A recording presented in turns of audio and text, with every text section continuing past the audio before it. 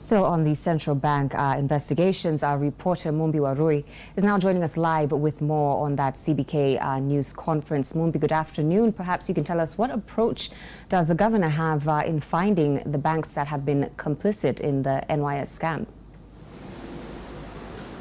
Thank you very much, Joy. Just to put the words of the central bank governor into context, in February 2016, the central bank issued a circular to all banks that anyone who wants to transact an amount of 1 million shillings and above should be able to provide certain guidelines so as to enable the transaction to go through. This will include where he got the money from, where the money is going to, and if anyone at any particular time is not willing to disclose this kind of information, there should be a red flag, and the central bank should be alerted in regards to this. And that is why the central bank right now is in the middle of all this, because it is said that several banks were able to transact money in the NYS scandal, and these were amounts exceeding 1 million shillings. And so far, the central bank governor has refused to reveal the names of the banks or the number of people who are being investigated. As he said, he is working closely to the DCI and also the DPP. But however, in the meantime, he says that people should stop